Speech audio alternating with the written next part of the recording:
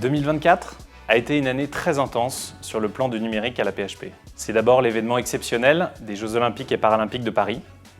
Les équipes de la filière numérique, dans les hôpitaux et à la DSN, y ont apporté une contribution importante, avec d'une part la préparation aux attaques cyber, avec des exercices inédits ayant impliqué plus de 1500 professionnels, et d'autre part, la mise en place d'une offre d'assistance pour les établissements de santé de la région, pour pouvoir leur livrer des postes de travail en moins de 2 heures en cas de difficulté. Difficile d'aborder 2024 sans évoquer la panne informatique qui a eu lieu le samedi 3 août, date qui restera dans l'histoire du numérique à la PHP, avec une défaillance électrique grave dans un de nos centres de données. Grâce à l'engagement de l'ensemble des professionnels, cette crise a été gérée en limitant les dégâts. Elle a toutefois mis en évidence la nécessité de mieux contrôler nos fournisseurs et d'investir encore plus dans nos infrastructures. Au-delà de cet incident, dont on a beaucoup appris, on a aussi franchi de nombreux chantiers, comme le développement de nouveaux services numériques pour les patients, qui peuvent par exemple désormais, sur de premiers hôpitaux, choisir leur préférence de repas pendant leur séjour sur le portail patient monaphp.fr. Ce dernier a récemment été modernisé et se décline dans une nouvelle application mobile qui sortira dans les prochaines semaines. 2024, c'est aussi beaucoup de déploiements dans les services, comme par exemple sur Orbis Réanimation, où plus d'un tiers des lits de soins critiques sont désormais déployés, ou encore sur Orbis Nouveau-né, complément du dossier de maternité, dont la couverture progresse, avec 4 maternités déployées en 2024 et Necker qui vient d'être déployé ces jours-ci. 2024, c'est enfin des postes de travail plus souvent renouvelés, avec une vétusté en forte diminution, une plus grande confiance des professionnels dans le numérique, avec plus de 90% de satisfaction sur le support informatique et 70% de satisfaction sur le dossier patient informatisé. C'est aussi des échanges nourris avec la communauté médicale tout au long de l'année, ainsi qu'avec les représentants de patients sur nos différents enjeux.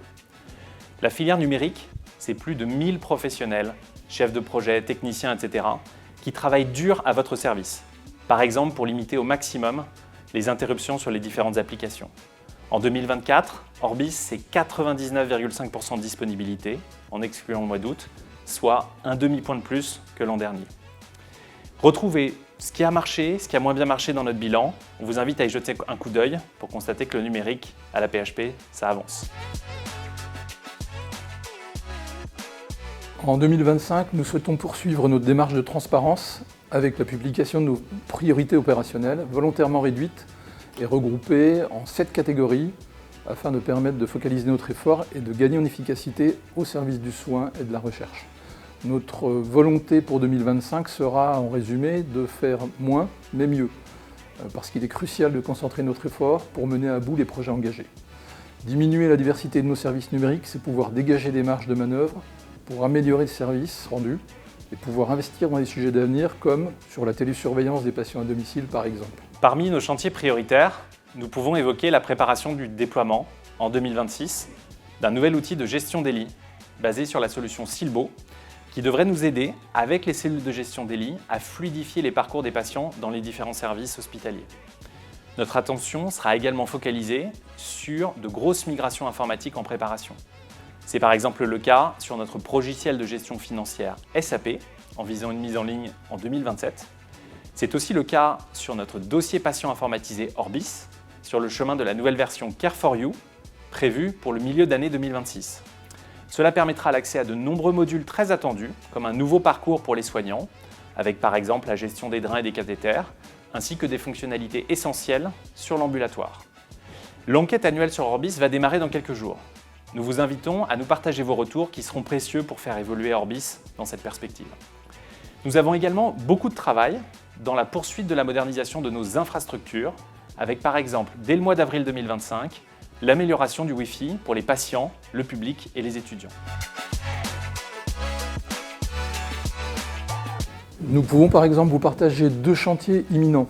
Le lancement d'ici quelques semaines du nouveau dossier patient informatisé de l'hospitalisation à domicile, nommé Dominique, interfacé avec de multiples autres services numériques à la PHP. Il va notamment permettre de faciliter les tournées, mais aussi de renforcer l'interaction avec les services cliniques des hôpitaux, directement à partir d'Orbis. Mais aussi le lancement d'une offre nouvelle arrivant dans SMAX, qui va regrouper, dans une démarche tout en un, les procédures à réaliser pour un nouvel arrivant. Le cadre pourra, par exemple, dès qu'il a récupéré le numéro APH du futur collègue, déclencher en une demande, une seule, toutes les démarches, ordinateur, téléphone, habilitation, etc.